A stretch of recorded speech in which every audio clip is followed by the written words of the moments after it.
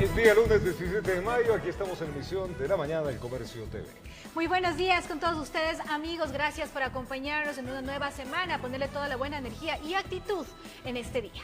El Comercio, en su edición impresa, ahí lo estamos viendo en pantalla, tiene principales títulos que ya está recorriendo el país. Acuerdo en la Asamblea no asegura votos para legislar. Confinamiento fue respetado en 16 provincias del país. Lazo tiene el reto de combatir a las mafias. El uso de Internet subió al 70.7%, pero aún existen brechas de población. Carrión solicitó licencia tras ser identificado en un incidente. Estos los principales títulos que tiene el diario El Comercio, y ya lo puede pedir en los lugares de abasto de su localidad o a los voceadores. Empezamos con la información. Guadalupe Llori es la nueva presidenta de la Asamblea Nacional. La legisladora de Pachacutic alcanzó el poder con el respaldo de Izquierda Democrática, Creo e Independientes. Guadalupe Llori de Pachacutic fue elegida como la nueva presidenta de la Asamblea Nacional. La misma contó con el respaldo de su partido, Izquierda Democrática, Creo y asambleístas independientes. Creo es un partido de derecha, pero en esta ocasión nos han dado esta gran oportunidad de poder trabajar de manera conjunta todos los partidos políticos, porque vamos a buscar esa verdadera reconciliación. La jornada de elección de autoridades fue intensa, se dio en medio de cabildeos, disgustos y entredichos. En horas de la mañana del sábado, la asambleísta Pierina Correa, quien presidía la sesión inaugural, fue rodeada por legisladores tras mocionarse nuevamente a Henry Kronfle del PCC como candidato a la presidencia de la asamblea. Esto no se dio paso argumentándose en la ley de la función legislativa. Pierina tuvo que suspender la sesión y salir resguardada. Virgilio Saquicela, legislador independiente, fue elegido como el primer vicepresidente del Parlamento. Estamos para darle gobernabilidad al presidente de la República. La segunda vicepresidencia la ocupa Bella Jiménez de Izquierda Democrática. Hay que recuperar la confianza, la credibilidad de los hermanos ecuatorianos. Por la noche, cuando se empezó a designar los vocales del Consejo de Administración Legislativa CAL, asambleístas del Partido Social Cristiano se retiraron de la sala. Como primer vocal del CAL se nominó a Darwin Pereira de Pachacutic, en segundo lugar a Natalia Arias de Creo. Ronnie Aliaga de UNES es el tercer vocal del Consejo de Administración Legislativa. Sin embargo, en este caso, algunos asambleístas de Pachacutic se abstuvieron, lo que en la siguiente votación, UNES no apoyó a la candidatura de Izquierda Democrática, generándose reclamos entre bancadas. Orden, por favor, señores asambleístas, por favor. Les pedimos, por favor. Finalmente, Joana Moreira fue elegida como cuarta vocal del CAL. Aún falta designar a secretarios y delegar comisiones, por lo que la sesión se retomará el martes en horas de la tarde. Con cámara de Juan Cabezas, informó Valeria Navarro. Y la nueva mayoría de la Asamblea Nacional, conformada por Pachacutic, Creo, Izquierda Democrática e Independientes, aseguran que garantizarán gobernabilidad al presidente electo Guillermo Lazo. UNES difiere de que esta alianza dure por mucho tiempo. La presidenta de la Asamblea Nacional, Guadalupe Llori, en su primera rueda de prensa aseguró que garantiza al presidente electo Guillermo Lazo. Nos comprometemos con el Ecuador a trabajar de manera articulada con el Ejecutivo. Vamos a provocar esa gobernabilidad por el bien del país. El movimiento oficialista Creo ha logrado conformar en la Asamblea una alianza con los legisladores independientes denominado el Bloque del Acuerdo Nacional BAN. Ellos esperan que los diálogos con Izquierda Democrática y Pachacutic se mantengan. Así que yo aspiro que podamos seguir trabajando, seguir juntándonos, seguir dialogando y pensar en los temas de mayor importancia y poder generar consensos. Izquierda Democrática está dispuesta a mantener buenas relaciones. Nosotros le vamos a dar gobernabilidad al presidente Lazo. Sin embargo, Salvador Quispe de Pachacutic asegura que las posiciones variarán de acuerdo a lo que el Ejecutivo proponga. De ahí que haya una alianza para decir todo está al servicio del gobierno, obviamente eso no es así. Habrá que ver, habrá que evaluar y en función de eso diremos o sí o qué partes de la ley eliminamos.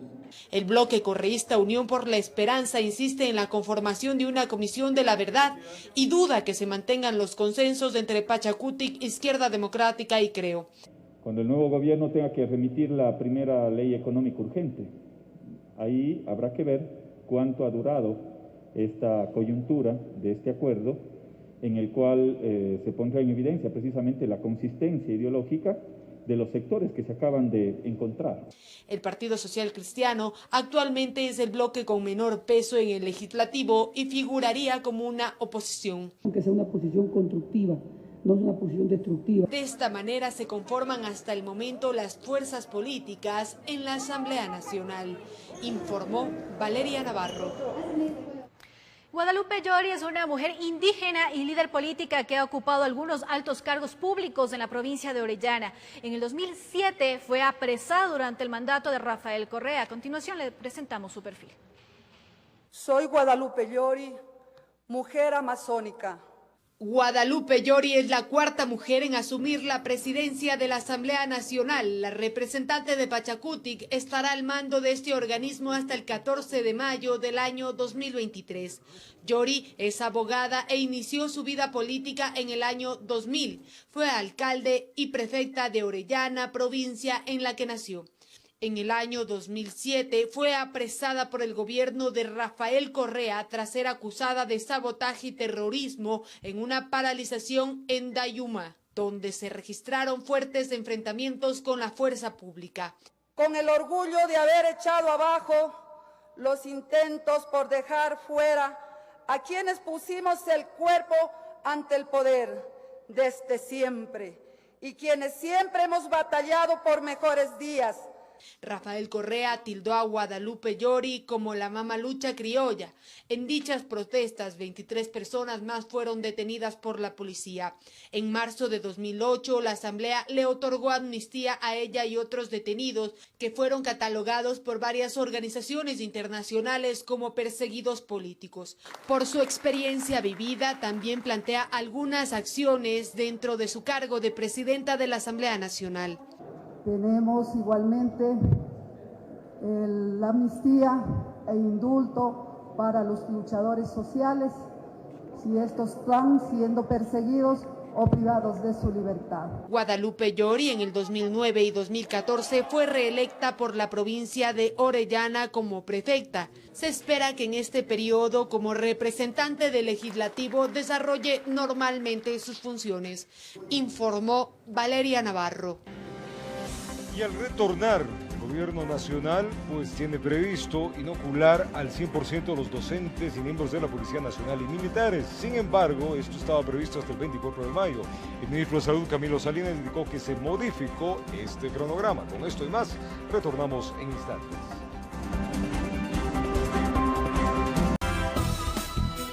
Gracias por seguir en nuestra sintonía. Les contamos, el gobierno tiene previsto inocular al 100% de docentes, miembros de la Policía Nacional y militares hasta el 24 de mayo. Sin embargo, el ministro de Salud, Camilo Salinas, indicó que se modificó el cronograma de inmunización por el retraso de la llegada de las vacunas. Cuando restan días para el cambio de gobierno, la cartera de salud pone pie en el acelerador. La meta hasta el 24 de mayo es cumplir con el 100% de inoculaciones en 3 sectores prioritarios. 100% docentes, 100% militares, 100% Policía Nacional y tenemos ya inoculados más del 95% las Islas Galápagos. Del sector educativo, el 80% ya está vacunado de un total de 269.000 docentes del sistema fiscal particular y educación superior. El objetivo es poner en marcha un retorno voluntario a las aulas. Tenemos las condiciones necesarias para que nuestros niños y jóvenes del país retornen y tienen tanta añoranza y tienen tanto deseo de volver, pero que ya puedan reiniciar otra vez las clases. Si bien se han habilitado más puntos de vacunación, el ministro de Salud reconoció que el cronograma se vio modificado por un retraso en la llegada de vacunas de Sinovac y AstraZeneca. Está previsto su arribo a inicios de junio. 1.5 millones de vacunas que deberían haber llegado desde el primer inicio del mes de mayo no han llegado. Mientras que de las vacunas restantes se aplican primeras y segundas dosis para adultos mayores, personas con enfermedades catastróficas y con algún tipo de discapacidad. La vacuna muy bien y vamos a seguir cuidándonos para esperar la segunda dosis. Sí, eso sí, pero puede estar uno tranquilo ya con la vacuna y es otra cosa. De acuerdo al cronograma del Ministerio de Salud, 936.000 dosis llegarán en junio de AstraZeneca, Sinovac y Pfizer, 6 millones de dosis en julio de COVAX, 4 millones de dosis en agosto de Pfizer y en septiembre llegarán 6 millones de AstraZeneca, completando así las 20 millones de vacunas que adquirió este gobierno. Informó Priscila Cadena. Muy bien, en estos temas hemos querido ahondar y vamos a conversar con la ministra de Educación, Monserrat Kramer, que está en nuestros estudios. Señora ministra, un gusto saludarle en esta semana de lunes, desearle que la semana sea llena de éxitos. Bienvenida acá a nuestro informativo. Muchas gracias, Roberto. Buenos días y buenos días a todos. Y esta es nuestra última semana, así que cerraremos con broche de oro. Ese espíritu y eso está bien, ministra. Entremos un poco a materia de lo que acabamos de ver en el reportaje, cómo avanza el proceso de vacunación justamente al profesorado del país. ¿Se alcanzará el 100%? ¿Cuánto es el porcentaje que se tiene a la fecha de vacunados? Esperamos que sí, tenemos un 80% hasta el momento ya vacunado con la primera dosis, ¿no? Y que son cerca de 170.000 docentes y esperamos que en el transcurso de esta semana, hasta incluido el fin de semana si es necesario, culminemos con el 20% restante. Y con eso es un paso más para asegurar con más confianza y tranquilidad el retorno siempre progresivo, seguro y siempre voluntario a clases. Ministra, ¿por qué no se contempló en esto a los choferes, el grupo de transportistas, que son ellos finalmente los que también llevan a los estudiantes? El plan de vacunación va a seguir adelante, incluso ahorita estamos solamente con la primera dosis, no da el cronograma y el tiempo para la segunda dosis. Por lo tanto, el plan de vacunación sigue adelante, el presidente electo Guillermo Lasso dice que es su prioridad, así que continuarán haciéndolo de manera acelerada e intensiva y eso continúa preparando, como digo, el retorno y más confianza. Estamos tratando de, por ejemplo, ya también fueron inoculados en la primera dosis el personal de mantenimiento, de conserjería de las escuelas y así estamos avanzando a paso seguro, ¿no? A paso seguro, pero firme en todo caso. O sea, ahí vamos llegando. Vamos un poco a los temas, en cambio de los cronogramas que se tiene, con esto que se pretende tener ya una apertura a la normalidad. ¿Cómo está este cronograma? Sé que ya no lo va a poder implementar usted porque viene el nuevo gobierno, pero ¿qué le deja? ¿Cómo deja este cronograma? Estamos iniciando ahorita, el 7 de mayo iniciaron las clases en la costa, segundo año escolar en esta modalidad de Aprendemos Juntos en Casa. Por supuesto, en un año hemos mejorado muchísimo más todavía el modelo, con mucho más recursos en la plataforma, se ha incrementado la conectividad, ya estamos hablando de más del 70% de conectividad y de acceso. Quedan desafíos muy pendientes, las familias, docentes y estudiantes están muy alineados en cómo juntos ayudar a los estudiantes a seguir adelante. Trabajamos con estrategias activas para evitar el abandono escolar y más bien luchar por la permanencia escolar, desplegando todo tipo de recursos. Y aquí quiero incluso aprovechar un pequeño mensaje de agradecimiento, por ejemplo, con la corresponsabilidad que ha sido la verdadera solidaridad en estos tiempos de pandemia, la suma de esfuerzos, diálogos y alianzas, y entre esos el diario Últimas Noticias nos ayudó, por ejemplo, imprimiendo las fichas pedagógicas y difundiéndolas con su diario Últimas Noticias. Eso fue una gran ayuda, por ejemplo, para estudiantes que tenían en las áreas rurales, sobre todo, dificultad de acceso a conectividad. Y así todos juntos hemos ido avanzando. El ciclo escolar cierra, acaba normalmente, como siempre, a finales de junio y los primeros días de julio, y los bachilleres se promoverán con su proyecto interdisciplinario, como lo hicieron el año pasado, que tuvo excelentes resultados. Así que vamos adelante. O sea, para ser claros, el cronograma deja que la zona urbana y la ruralidad retornarían a unas clases presenciales a partir del mes de julio y ya con el sistema Costa y Galápagos comenzarían a hacerlo en los próximos días. El sistema de retorno a clases, yo creo que en este año calendario, e incluso según lo que dicen artículos internacionales, el próximo año también todavía no será un retorno completo. Creo que el retorno va a ser progresivo, siempre evaluando, como se lo ha hecho hasta ahora, entre el Ministerio de Educación, el Ministerio de Salud y los respectivos COEs, evaluando cómo está la situación de contagio. Recordemos que estamos en el plan de vacunación y lo que se dice es que si bien estamos recién en la primera fase, falta la segunda, pero además de eso, la vacuna no es garantía absoluta de no contagio si no asumimos la responsabilidad del autocuidado. Así que considero que este año calendario todavía va a ser con mucha alternancia y un lento retorno hasta que no tengamos garantías, como por ejemplo el tema de movilidad o de transporte escolar en la área urbana. En el área rural estarán mucho más listos y creo que se debe y se puede acelerar el retorno. Bueno, yendo a eso mismo, ya que usted topó, ministra, hablemos un poco de este plan que se ejecutó y se ejecuta en pandemia, este plan llamado el Plan Educativo Aprendamos Juntos en Casa. ¿Cuál sería la evaluación que usted realiza y qué resultados se han dado durante todo este año?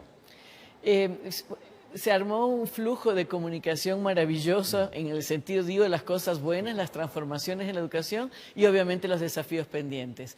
En lo positivo, la escuela y la familia se hicieron una sola comunidad educativa, como siempre debe ser. Las familias se involucraron y asumieron un rol diferente, pero que creo que ha ayudado muchísimo a comprender cómo sus hijos aprenden y cómo seguirlos apoyando adelante, incluso venga lo que venga como modalidad.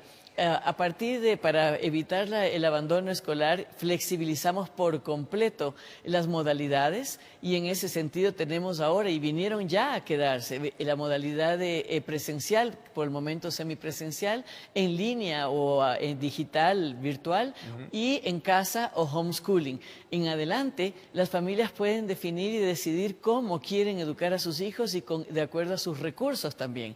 Eso es muy importante. Flexibilizamos por completo el currículo. El currículo ahora está muy contextualizado con el contexto cultural, social, económico y según los niveles del estudiante.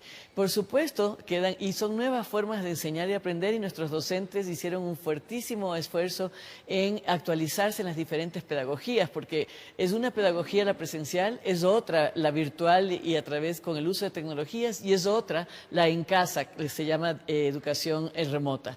Y en ese sentido, esas son las cosas de mucha transformación. Grandes desafíos que estamos seguros que en efecto ha habido también incidencia y afectación en el desarrollo de habilidades básicas, como es la comprensión lectora, como es el razonamiento matemático. Y en ese sentido sí, es un gran desafío el diagnóstico y nivelación de estos aprendizajes. Pero por otro lado ha habido nuevas formas de aprender en el sentido que nos hemos enfocado en habilidades para la vida con metodologías prácticas, vivenciales, experienciales que han permitido a nuestros estudiantes comprender conceptos esenciales. Así que creo que hay muchos grandes desafíos por delante, como evitar el abandono escolar, porque tanto tiempo de confinamiento va desmotivando no solamente a los estudiantes, sino también a los docentes.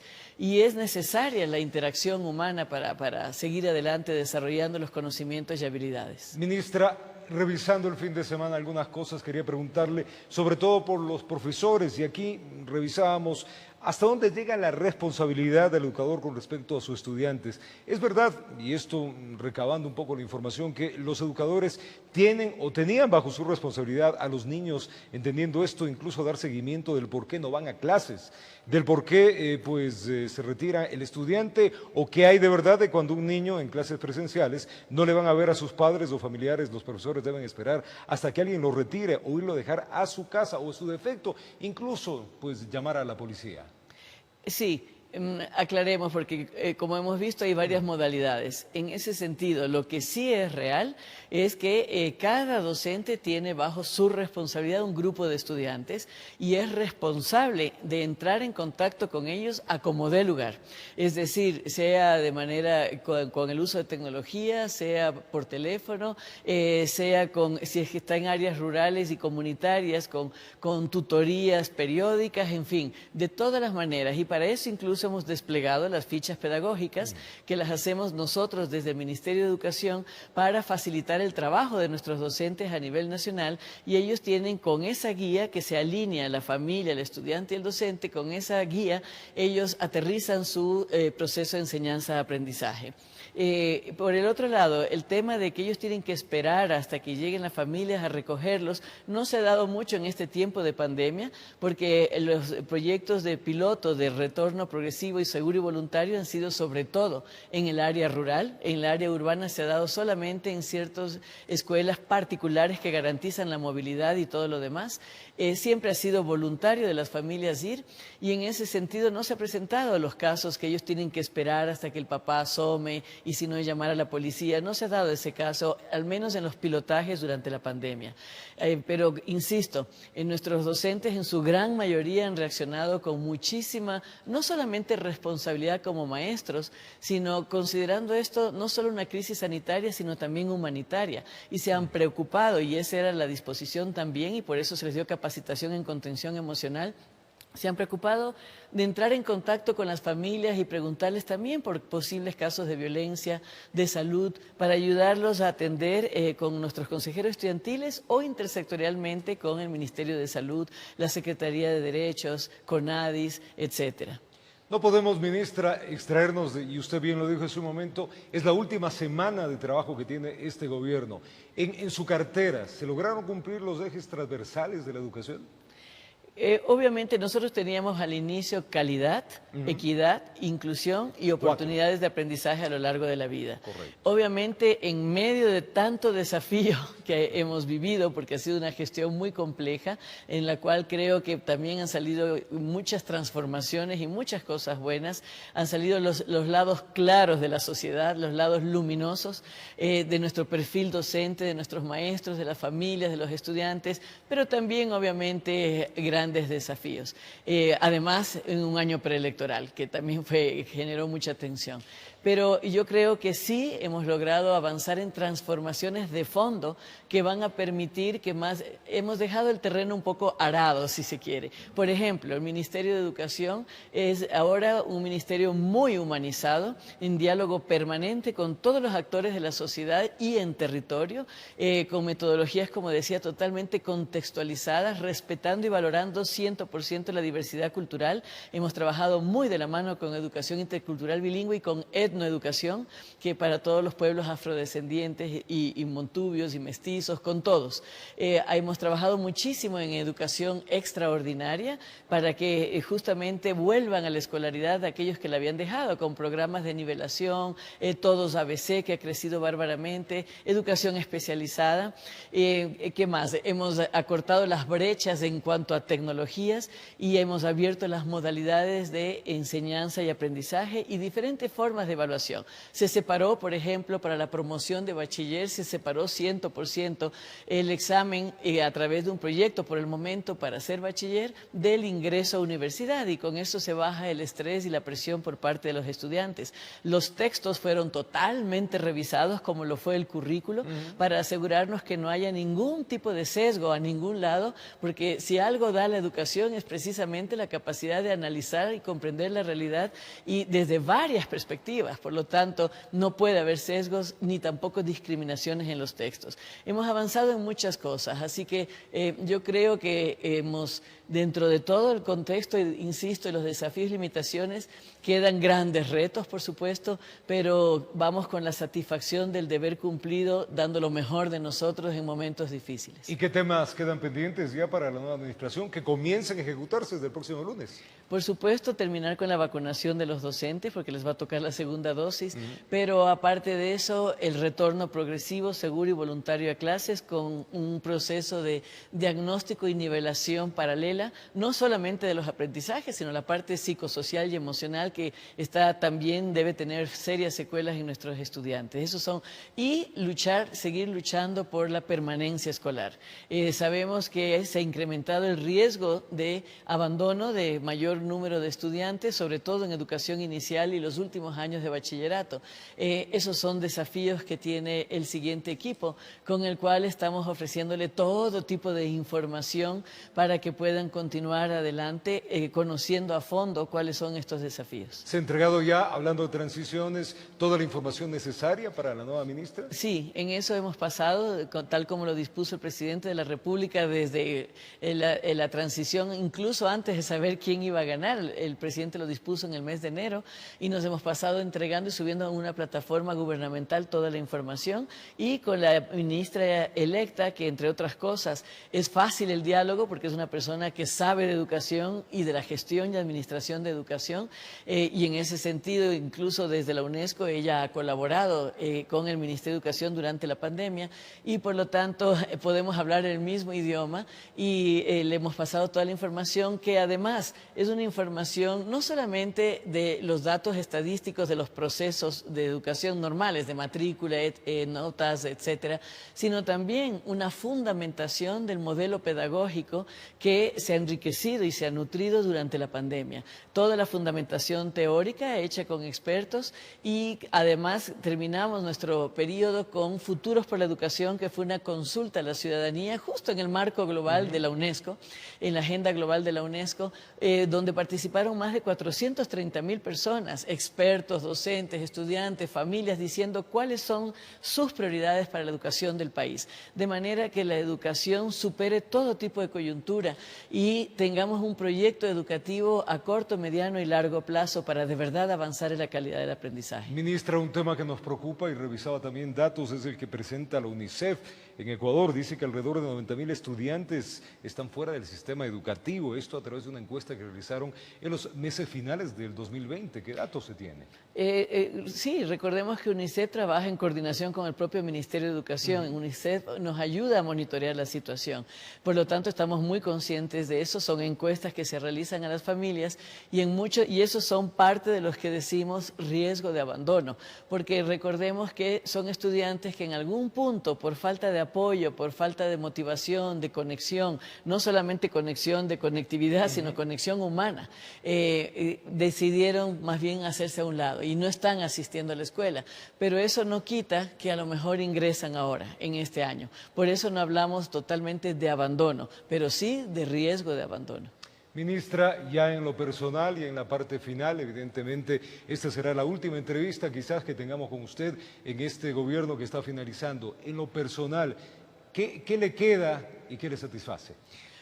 Me queda el sentimiento de un profundo privilegio, que ha sido verdaderamente un profundo privilegio poder servir al país, a los niños, a los jóvenes en los momentos más difíciles de sus vidas, de los niños y jóvenes, y creo que eso fue algo tan humanizante y humanizador para todos nosotros, que realmente me queda una sensación de metamorfosis, no solamente personal, sino colectiva, de transformación, de juntos, con mucha solidaridad y corresponsabilidad, haber enfrentado este desafío tan complejo. Y por supuesto, grandes retos por delante, porque una vez que uno comprende y aprende con estas lecciones de la vida, el reto por delante de seguir apoyando desde donde esté y como esté, para seguir protegiendo a nuestros niños de manera integral y ayudando a desarrollar sus aprendizajes con calidad, inclusión, equidad, y seguir dando oportunidades de aprendizaje a lo largo de la vida. Ministra, desearle en lo personal lo mejor para usted. Gracias por haber venido acá a nuestro escenario a compartir un poco las informaciones del Ministerio de Educación y también en la parte final de este gobierno. Desearle que el éxito en lo personal le acompañe, ministra. Gracias, Roberto. Muchas gracias a todos. La ministra de Educación, acá en la mañana del Comercio TV. Tiempo de una pausa. Venimos.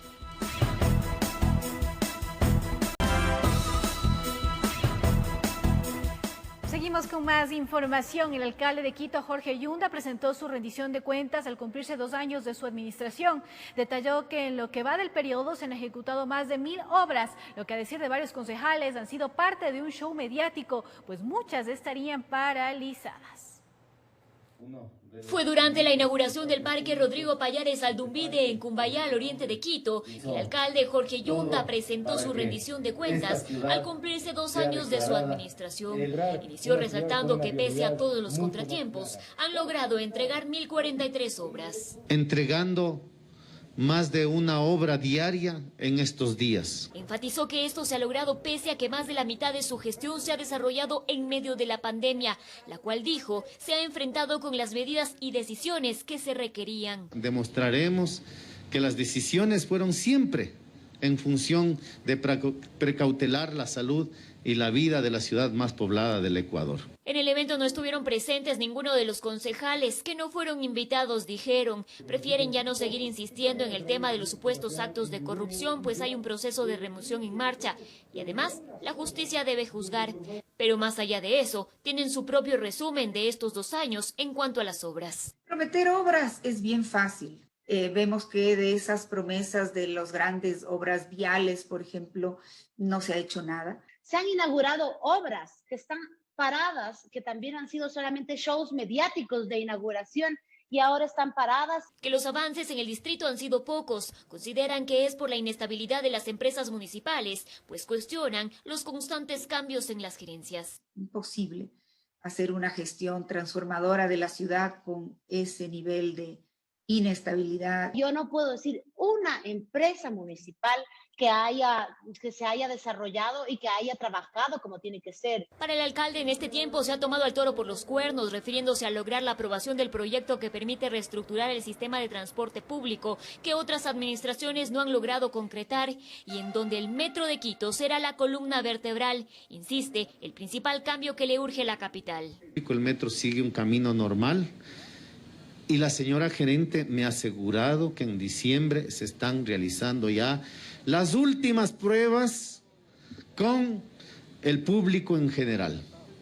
Hace 2 días la señora gerente nos ha manifestado que el directorio resolvió posiblemente cambiar nuevamente el modelo de gestión, una ratificación o rectificación, lo cual ha paralizado nuevamente los procesos. Y el metro tiene que operar, pero no tiene que operar por operar, tiene que operar adecuadamente. Finalmente, el burgomaestre señaló que ahora la consigna es la vacunación y reactivación económica. Aquí está el municipio de Quito, señor presidente. Ordene usted dónde vamos con todo el mundo y logramos esas metas para que Quito esté inmunizado y logremos el próximo año reactivarnos económicamente.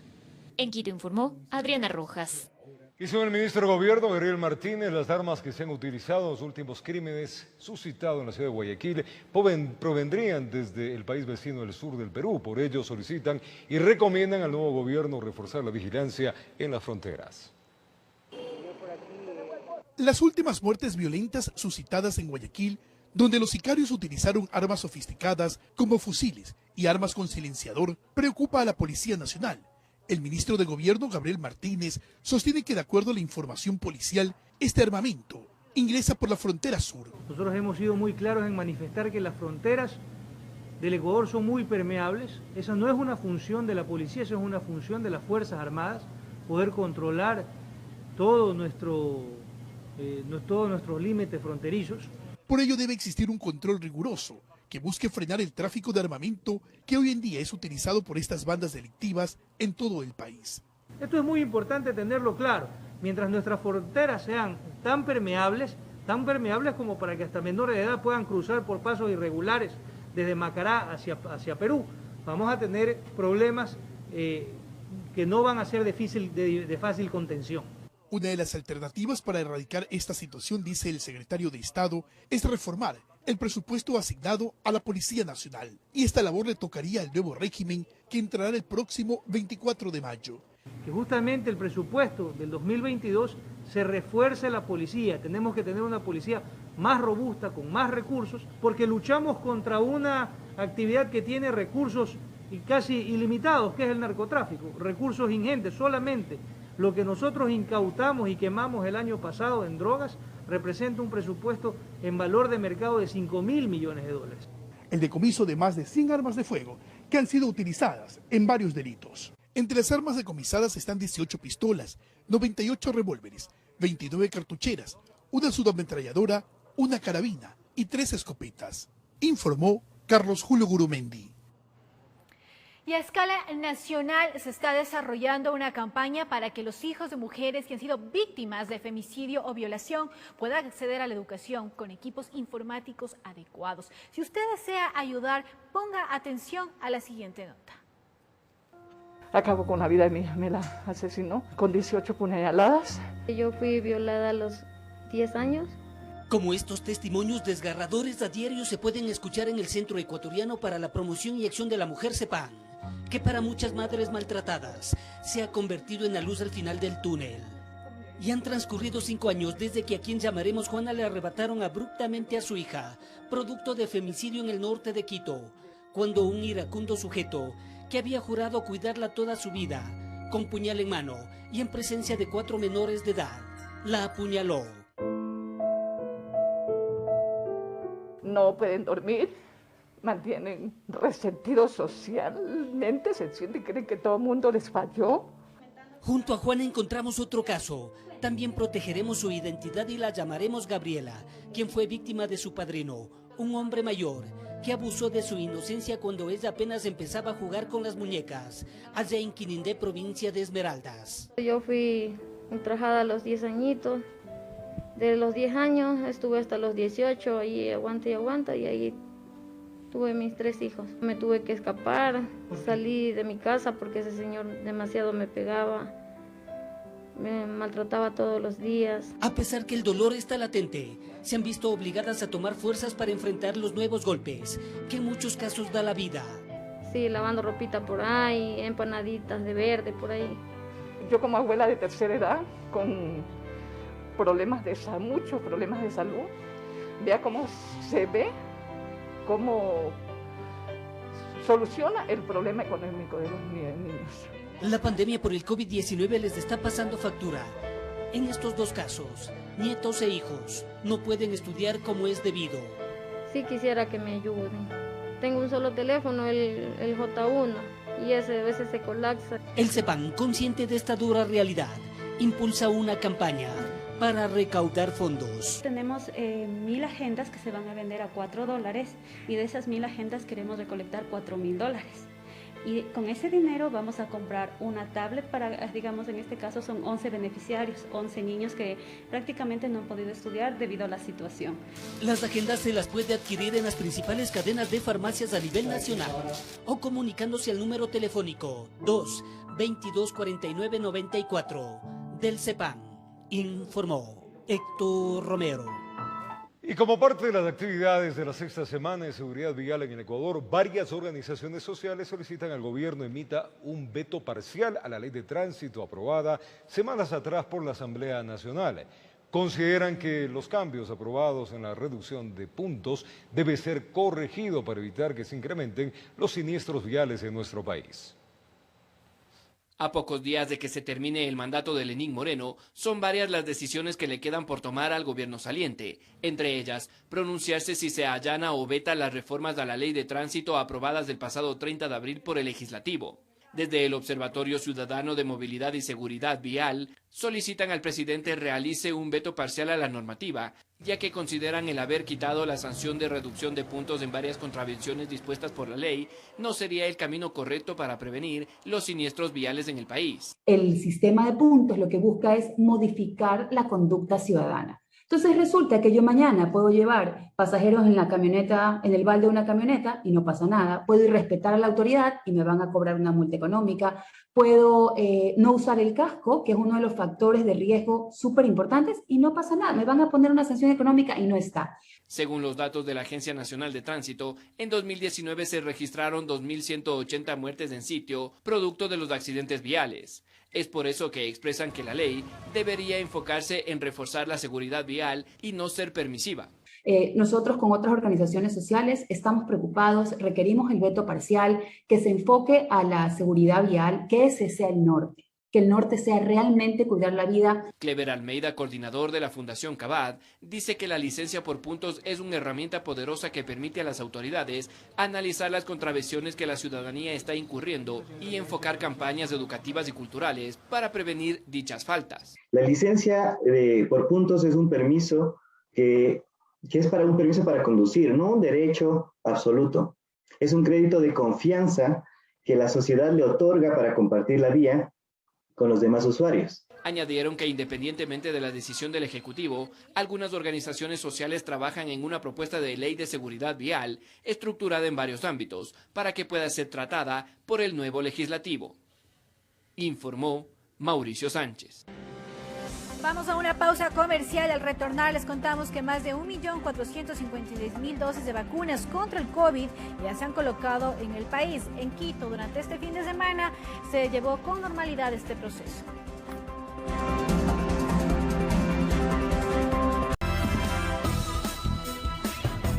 Seguimos con más información. Más de 1.456.000 dosis de vacunas contra el COVID-19 ya se han colocado en el país. Las jornadas de vacunación durante el fin de semana se desarrollaron con normalidad en más de 10 puntos de la capital.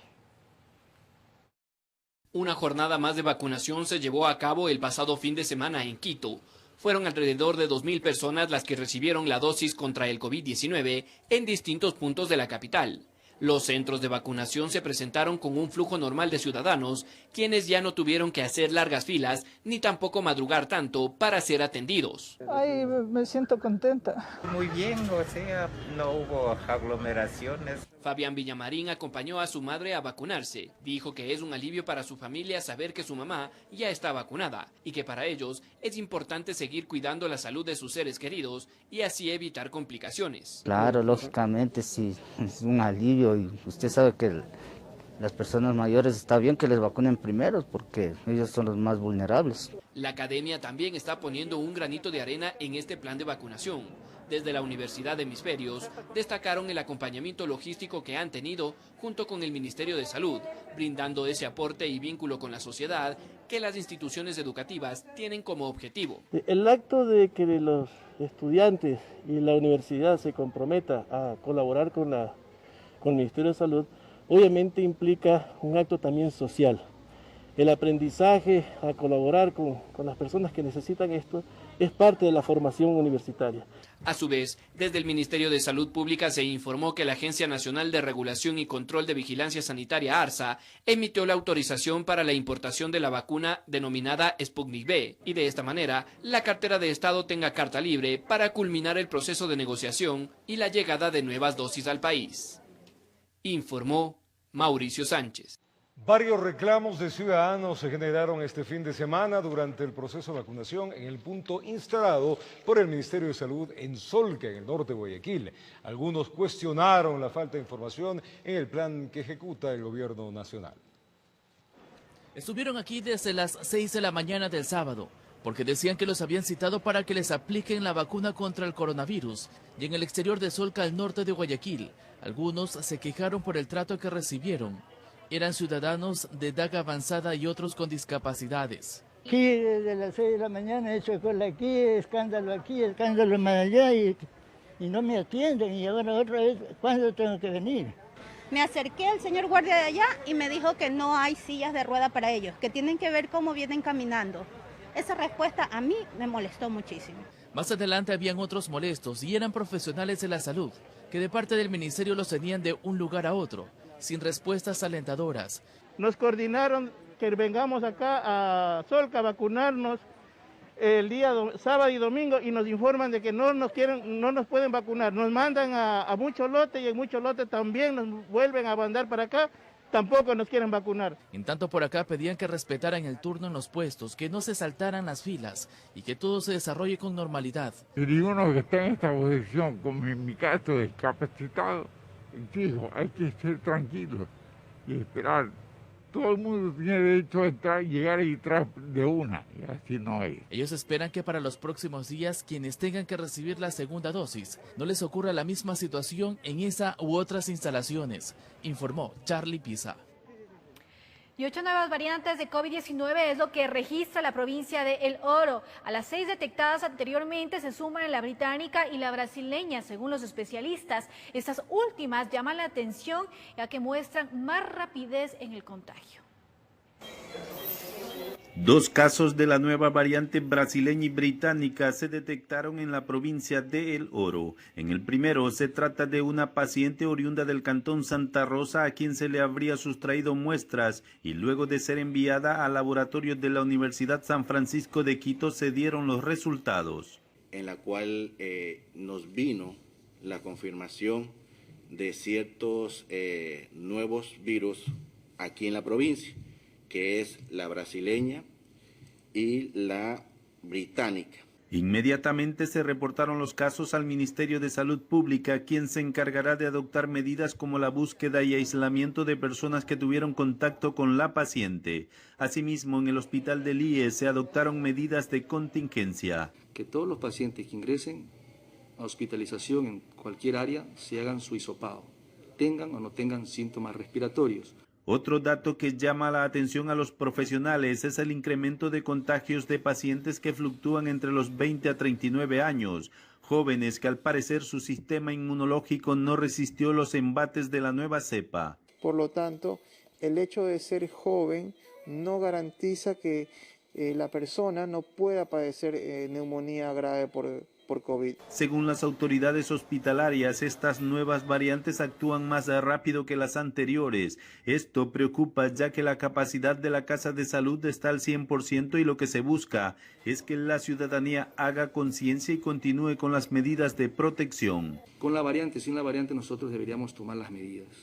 Deberíamos, más ahora que ya la tenemos confirmada, ¿no? Las medidas son las mismas: distanciamiento social, usar la mascarilla, lavarnos las manos, evitar los sitios, conglomeraciones. Las cifras se revelan que la mayoría de los pacientes contagiados padecen de hipertensión, sobrepeso, además de otras patologías que complican su cuadro clínico, aunque las estadísticas de mortalidad se mantienen en relación a otros meses, informó Richard Ceballos. Y frente a la escasez de medicamentos sedantes para pacientes con COVID, cuadros graves, la venta ilegal y sobreprecios en Internet aumenta de forma alarmante. Expertos advierten a la población de los riesgos que esto puede generar. Un negocio ilícito que ha cobrado fuerza en la pandemia es la venta por Internet de medicamentos sedantes para pacientes graves de COVID. Se necesita respiración asistida. Hay que colocar en los pacientes un tubo a través de la tráquea. Para eso se necesita 2 elementos fundamentales. En primer lugar, bajar el nivel de conciencia del individuo y segundo, producir relajación muscular.